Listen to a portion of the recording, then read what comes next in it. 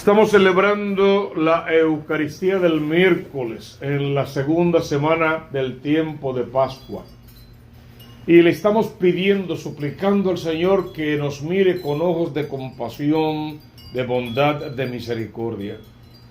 Que no tome en cuenta los pecados que todos cometemos por humana debilidad, sino que mire el esfuerzo que hacemos por salir de nuestro pecado, ser mejores personas, caminar sobre sus huellas y hacer de este mundo un mundo bueno para legárselo a nuestros hijos a fin de que nuestros hijos simple, llana y sencillamente no se pierdan. ¿Qué nos regala la liturgia de la palabra de hoy en estas hermosísimas lecturas? La primera de estas lecturas están siendo tomadas todas del libro de los Hechos de los Apóstoles. Hay un problema. Cristo ha resucitado. De eso no hay duda alguna para los que creen. Porque mientras los primeros cristianos están proclamando que Jesús resucitó, las autoridades y todos los que no han querido creer están diciendo que se robaron el cuerpo del sepulcro. Esa ha sido la constante en la vida de Cristo. A veces lo miramos de lejos y nos parece que fue un gran hombre a quien todo el mundo quiso y admiró, y la verdad es que no fue del todo así. Cuando la gente quería hablar de Juan el Bautista, porque estaban enojados con él, con su predicación o con otra cosa parecida, decían que Juan debía de estar endemoniado, porque vivía en el desierto, comía saltamontes y cosas por el estilo, se vestía raro, predicaba de una forma increíble y se atrevía a enfrentar a Herodes y Herodías, tenía que estar endemoniado. Pero cuando querían hablar mal de Jesús, decían cosas terribles, mucho peores que esa. Decían que él expulsaba al demonio con el poder del dedo del jefe de los demonios, con el poder de Belcebú, que él era el papá de todos los demonios. Y decían que era un borracho, un comelón y un bebedor, amigo de publicanos y de prostitutas. Todo eso y más decían de Jesús. O sea, no fue Jesús aprobado y querido siempre y por todos, quizá por los menos. Si quieres llegar al extremo, solo tienes que ir a 2 de los días más importantes de su vida. Mientras que el domingo de Ramos había una multitud, recuerdan, que gritaba: Hosana al Hijo de David, bendito el que viene en nombre del Señor. Sí, pero era aquella multitud que le dio de comer, que le hizo milagros, que le curó enfermos, y por esa razón lo seguían y lo buscaban. De hecho, en alguna ocasión él mismo les dijo que esa no era la razón para seguirlo. Pero pasada una semana no completa, Viernes Santo, esa misma multitud con otros más, asusados por las autoridades, decían: crucifícalo, e incluso pudieron haberlo salvado y pidieron el indulto del bandido de Barrabás e hicieron que Jesús fuera flagelado y condenado. Cuando uno mira todo eso, se da cuenta que si a Jesús en persona le fue de esa manera, la iglesia naciente de aquel entonces no podía pretender que a ellos le fuera muchísimo mejor, y aún la iglesia del presente le pasa exactamente lo mismo. No podemos pretender que nos vaya muchísimo mejor que al Cristo. Y cuando estos hermanos, Pedro, Pablo y todos los demás, comienzan a predicar, inmediatamente se le fueron encima las autoridades y todos los inconformes. Los apedrearon, los apalearon, los desterraron, los metieron en la cárcel más de una vez. A Pablo en alguna ocasión lo dejaron por muerto a la vera del camino. Una de esas veces es hoy, por ejemplo, lo que narra esta primera lectura. Las autoridades, los saduceos, los herodianos, todos esos grandes líderes de aquel entonces, los metieron presos y le prohibieron totalmente predicar en nombre de ese Cristo que ellos decían que había resucitado, pero que a las autoridades les constaba que se habían robado el cuerpo del sepulcro. Por lo menos eso era lo que se barajeaba en aquel entonces. Y los metieron presos. Como era muy tarde, los dejaron en la cárcel para el día siguiente ir al juicio o al careo. y los mandan a buscar y ya no están. Por el ángel del Señor, la intervención directa del Cristo de la gloria, fueron liberados, la cárcel estaba perfectamente cerrada, sacaron a todos los presos y los guardias estaban allí vigilando la cárcel vacía, pero la gente se había ido. De momento fueron a decir a las autoridades que no estaban. Y entonces llegó un otro. Bueno, lo que pasa es que los hombres que ustedes metieron en la cárcel no están presos, están libres y están en el templo predicando justamente lo que ustedes les prohíben que hagan. ¿Qué es lo interesante de todo eso? Que el mundo tiene para ti unas directrices, unas invitaciones, unas convicciones incluso. Pero Cristo para ti tiene un plan de salvación. A ti y a nadie más te toca decidir si en tu vida se va a seguir la invitación del mundo, las condiciones del mundo y todo lo que el mundo ofrece como alternativa, que sabemos que lleva a la perdición, un goce superficial y pasajero en este mundo, pero luego a la perdición. O si vas a buscar para tu vida el plan de salvación de Dios, el camino para salvarte a ti y salvar a tu familia. El problema es que para mucha gente esas dos cosas riñen, cuando la verdad no riñen, es un solo plan. Cuando Dios creó el mundo, ¿recuerdan la frase particular? Y vio Dios que era bueno. Bueno, cuando creó al hombre dice que era mejor, mucho más bueno, excelente. Pero y vio Dios que era bueno, es la constante de la creación. O sea que Dios creó un mundo bueno.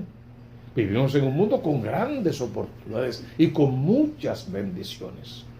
A cada uno le toca recibir de Dios eso que el mundo ofrece y decidir si lo conviertes en camino de salvación, en bienestar, en paz para tu corazón, o si lo conviertes en camino de perdición entre vicios, infidelidades, golpes, dioses falsos y todo lo que tú quieras añadirle a esa cadena.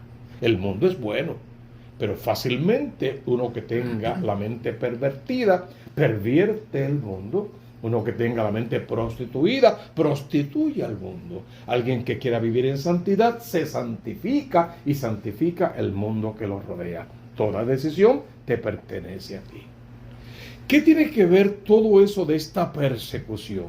Bueno, que de un mal aparente Dios siempre va a sacar un bien.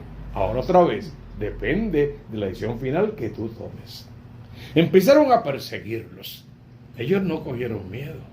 Ya el Espíritu Santo les hablaba al corazón, entonces no tenían miedo. Al principio tenían mucho miedo y eran unos perfectos cobardes, pero ya llenos del Espíritu no tenían miedo.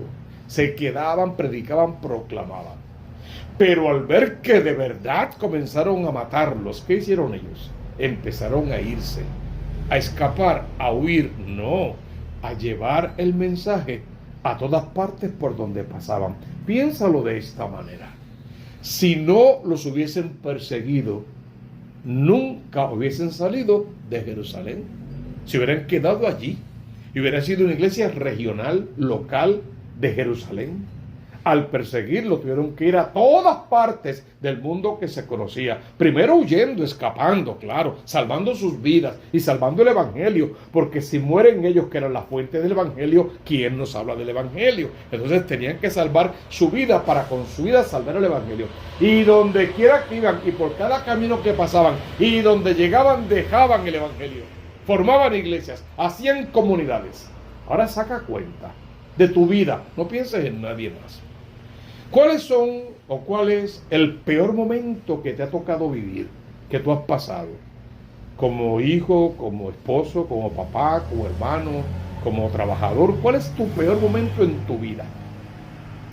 De ese momento terrible, ¿cuánto fue culpa tuya? Y no te engañes, porque cuando hay un problema la culpa está dividida.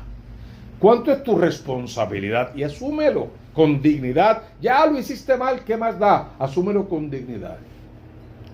De eso malo que te pasó, ¿cuánto aprendiste para bien? ¿O cuánto dañó tu corazón para mal? Y después de esa experiencia tan terrible que tú viviste, eres una mejor persona. para poder ofrecerle a otros una mejor vida, perdón, con cariño, o eres un energúmeno y lo que tocas lo dañas, lo destruyes, aunque sea la vida de tus papás, de tu pareja, de tus hijos, tu propia vida, la de la secta o iglesia en la que te congrega, en el trabajo.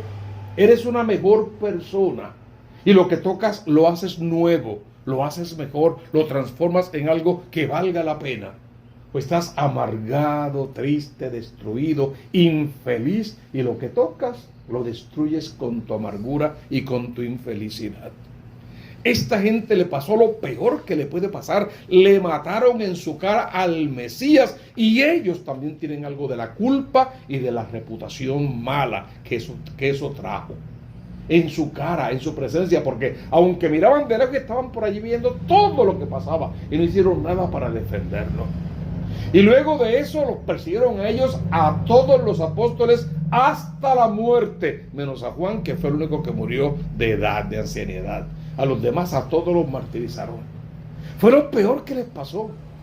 Pero cambiaron toda esa desgracia en evangelio, en buena noticia, en santificación, en trabajo por las almas.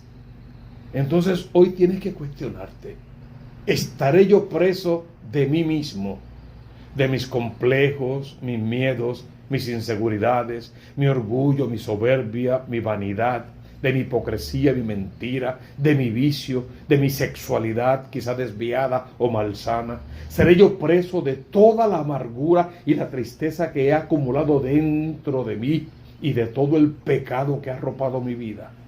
Si estoy preso, el Señor hoy me dice que si yo quiero, porque dice: yo te digo que si creyeras verás la gloria de Dios, que si tú quieres aceptar a Cristo como tu Salvador, tu Sanador, tu Liberador, sin ningún tipo de fanatismos. Siempre decimos, la Iglesia Católica no quiere fanáticos religiosos en sus filas, quiere apóstoles del Evangelio, hombres y mujeres libres, felices, que se casan con Dios y se casan con el mundo perfectamente, hacen una perfecta combinación, viven en el mundo, juegan, se divierten, van, vienen, brincan, saltan, sin ofender a Dios y sin prostituir su cuerpo, que tiene que ser templo vivo del Espíritu Santo de Dios. El católico no está enajenado del mundo, al contrario, hace que el mundo sea parte de su fe, de su vida, de su felicidad, porque este mundo es bueno, decíamos al principio, y nos fue dado para que lo gocemos a plenitud, porque la vida bastante corta que es para pasarla con demasiado amargura en el alma. Te toca a ti cambiar tu peor momento en parte del Evangelio, aprender de tus peores errores, reconocer todas tus culpas y convertirlas en bendición para ti y para tu familia. No darle de ninguna manera a tus hijos lo que tú no tuviste, error garrafal.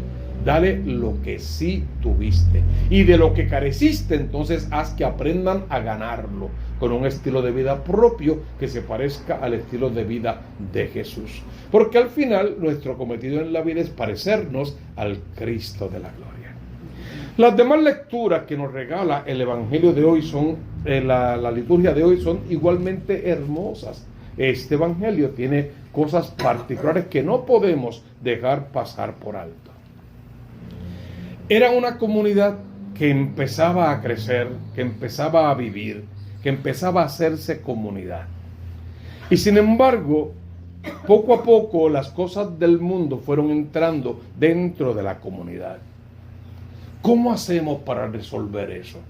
Solo tienes que ver el comienzo de este Evangelio. Porque de tal manera amó Dios al mundo, que entregó a su Hijo único, para que todo el que crea en Él no se pierda, mas tenga vida eterna.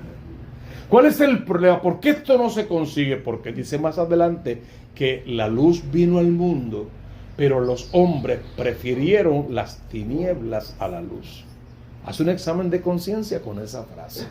Según las acciones que tú viviste hoy, lo que hiciste, dijiste, pensaste, cómo te condujiste hoy, ¿eran tinieblas las del mundo, las que te llevan al infierno? ¿O era la luz de Cristo la que alumbra el camino y te lleva en el plan de salvación a heredar el reino de los cielos? Dios te amó tanto que entregó su Hijo para que tú tengas vida y en abundancia. Ojalá que puedas amar tanto a Dios que te hagas acreedor de heredar el reino para ti y para tu familia. Entonces no tendríamos mucho más que decir. Busca primero el reino de Dios con su justicia. Todo lo demás vendrá por añadidura.